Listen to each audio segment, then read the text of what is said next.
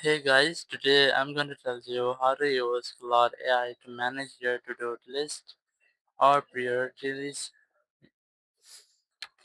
for a week or a month.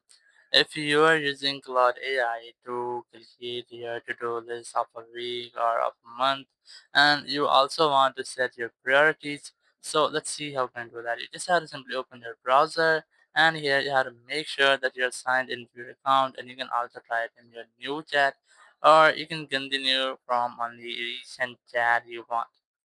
So once you are here, you just have to try to create a simple, smart prompt which can help Claude.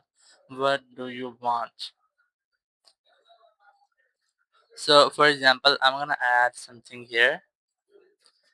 So here I have a simple and a basic prompt which can help you to create a to-do list.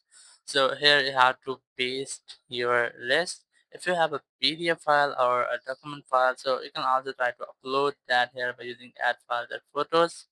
So once you have pasted your list, your to-do list here, it will organize them and that into different categories. If there was any duplicate, it will also remove that and it will identify if there is any missing stuff. So you can create a to-do list using this prompt. If you want to prioritize any to-do list or any action in your to-do list, so you can also add that here.